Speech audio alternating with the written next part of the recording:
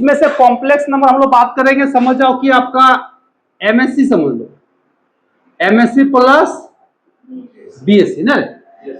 अभी जो पेपर पूरा एमएससी का पेपर तुम लोग को दे दिया है, यही पेपर एमएससी में हम पढ़ाते थे। अभी पहले बीएससी में था तो कुछ 2 यूनिट था, छोटा छोटा यूनिट था और मैट्रिक का स्पेस था। अभी क्या किया कि सेपरेट कर दिया, पूरा एमएससी वाला कॉम्प्लेक्स को डाल दिया। तो हम लोग कॉम्प्लेक्स का बेसिक समझेंगे। तो कॉम्प्लेक्स नंबर मतलब ये तो सबको मालूम है क्योंकि हम लोग बहुत पढ़ते आ रहे हैं शुरू से, उतना भी नहीं भूला होगा ना। Z equal to x plus i y, यानी कि रियल नंबर और इमेजिनरी नंबर के कॉम्बिनेशन को हम लोग क्या बोलते हैं, कॉम्प्लेक्स नंबर। यहाँ पे कुछ हम लोग पॉइंट लिखेंगे। पहला पॉइंट क्या होता है कि इसमें रियल पार्ट किसका, ऑफ जेड, एक्स हो गया। इमेजिनरी पार्ट किसका, जेड, ये कितना हो गया, वाई। अगर प्योरली रियल का बात करेंगे तो रियल पार्ट इमेजिनरी को 0 करेंगे, प्योरली इमेजिनरी बोलेंगे तो एक्स को 0 करेंगे। इस चीज को हम लोग जानते हैं। सेकेंड नंबर कंजुगेट, इसको क्या पढ़ते हैं, कंजुगेट। तो किसी भी कॉम्प्लेक्स का कंजुगेट का मतलब रिप्लेस कर देना, प्लस के जगह पे माइनस, माइनस के जगह पे प्लस, ये चीज मालूम है। 4 नंबर मॉडुलस, मतलब होता है root under x square plus y square. और छोटा छोटा रिजल्ट है तो सब हम नोट्स में भेज देंगे। हम लोग आते हैं 5 नंबर पोलर फॉर्म, यानी कि relation between Cartesian and polar. इसका रिलेशन हम लोग को जरूरत है, relation between Cartesian and polar. तो कार्टेशियन और पोलर का जब हम लोग बात करेंगे, अगर यहां पे हम पॉइंट लेते हैं P, और अगर मान लेते हैं कि कॉम्प्लेक्स नंबर है Z equal to x plus i y, अगर इस कॉम्प्लेक्स नंबर को कोऑर्डिनेट में अगर हम लोग लिखते हैं तो कैसे लिखते थे, कैसे लिखते थे, हाँ एक्स वाई में, कोऑर्डिनेट में कैसे लिखते हैं, एक्स वाई में। तो जब एक्स वाई में लिख दिए तो वाई का मतलब हो गया वाई एक्सिस की ओर, और एक्स हो गया आपका एक्स एक्सिस की ओर। यहां से अगर हम परपेंडिकुलर एक लाइन खींचते हैं तो इसको बोलते हैं आर डिनोट करते हैं, जो ओरिजिन से लेके पॉइंट पी का डिस्टेंस होता है। अगर इसके बीच में कितना एंगल माने, थीटा, तो या राइट एंगल के बीच में अगर हम रिलेशन बनाते हैं तो क्या क्या रिलेशन बनेगा, कॉस थीटा। अब कॉस थीटा का वैल्यू क्या होगा, बेस बाय हाइपोटेनियस। बेस कौन है, एक्स, हाइपोटेनियस आर, यहां से एक्स का वैल्यू निकलेगा आर कॉस थीटा। अब हमेशा हम लोग एक्स के जगह पे आर कॉस थीटा का यूज करेंगे। क्यों, कैसे आया, तो हम लोग यहाँ पे बेसिक कंसेप्ट को सीख रहे हैं अभी। साइन थीटा इक्वल टू क्या हो जाएगा, परपेंडिकुलर बाय हाइपोटेनियस। परपेंडिकुलर कौन है, वाई, हाइपोटेनियस कितना है, आर, तो वाई बराबर कितना हो जाएगा, आर साइन थीटा। ये देखिए थीटा और एक्स वाई में रिलेशन हो गया। अगर यहां से हम लोग क्या करेंगे, आर का वैल्यू निकालते हैं, तो आर स्क्वायर बराबर क्या होगा, x square plus y square. Therefore r equal to root under x square plus y square, जो मोड जेड के बराबर, किसके बराबर होता है, मोड जेड के बराबर होता है।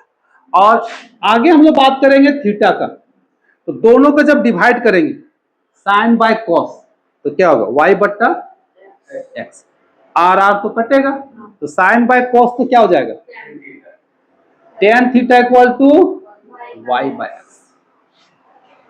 क्लियर है। अभी हम लोग जो यहाँ पे कंसेप्ट देखे, अभी यह जो पॉइंट लाइक कर रहा है, या पॉइंट किस में लाइक कर रहा है, फर्स्ट क्वाड्रेंट। किस पे लाइक कर रहा है, फर्स्ट क्वाड्रेंट। अगर यही पॉइंट आपका सेकेंड क्वाड्रेंट भी हो सकता है, थर्ड में भी हो सकता है, और फोर्थ क्वाड्रेंट भी हो सकता है। तो पॉइंट जिस क्वाड्रेंट में लाइक करेगा उसके अकॉर्डिंग एंगल का भी वैल्यू चेंज होगा कि नहीं होगा। तो इसी के अनुसार हम लोग यहाँ पे थीटा का वैल्यू निकालेंगे, यानी कि आर्ग्यूमेंट। जब किसी भी कॉम्प्लेक्स नंबर का जो एंगल निकलता है वह क्या कहलाता है, आर्ग्यूमेंट कहलाता है। तो हम लोग अभी अब पॉइंट पे चलेंगे, किस पे? आर्ग्यूमेंट पे। ठीक है, जिसको हम लोग डिनोट शॉर्टकट में कैसे लिखते हैं? ARGZ। ठीक है, आर्ग्यूमेंट मतलब हो गया ARGZ, शॉर्टकट हो गया।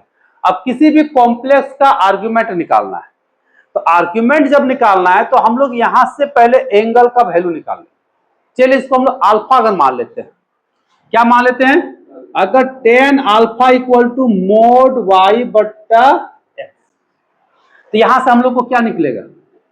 अल्फा निकल जाएगा, अल्फा निकलेगा ना। अल्फा क्या निकलेगा? tan इनवर्स मोड y बट्टा x। अब अल्फा का वैल्यू हो सकता है π/2 हो सकता है पाई बाय 3 हो, π/6 हो। ठीक है, लेकिन अब यहां पे डिपेंड करेगा कि z मेरा किस क्वाड्रेंट में लाइक कर रहा है। चलिए इसके लिए हम थोड़ा सा फिगर बनाएंगे। अब हम लोग को मालूम है कि एक्स एक्सिस को बोलते हैं रियल एक्सिस। एक्स को क्या बोला जाता है? Real axis. और वाई को बोला जाता है इमेजिनरी एक्सिस। और ये तुम्हारा नेगेटिव होगा और ये आपका नेगेटिव। अगर फर्स्ट क्वाड्रेंट में लाइक कर रहा है तो जो आर्ग्यूमेंट होगा, यानी कि अगर इसको हम थीटा मान लेते हैं तो अल्फा के बराबर, जो अल्फा का वैल्यू निकलेगा वही उसका आर्ग्यूमेंट।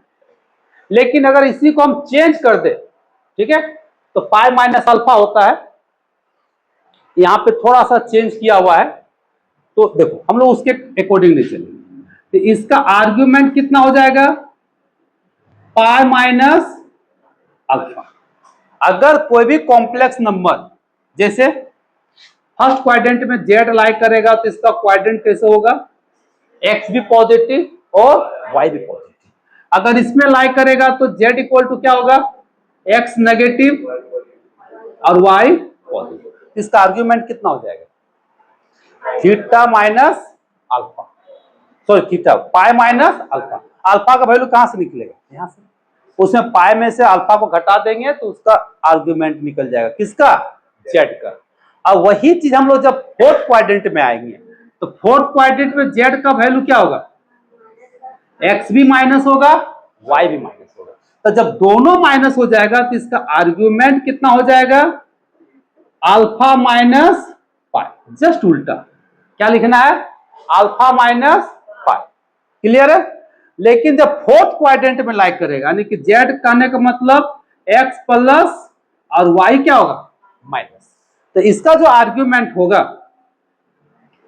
वो हो जाएगा माइनस अल्फा के बराबर। अल्फा यहां से निकलेगा, खाली उसे माइनस लगा देंगे तो मेरा आर्ग्यूमेंट निकल जाएगा। आर्ग्यूमेंट करने का मतलब हो गया आपका थीटा, यानी कि एंगल।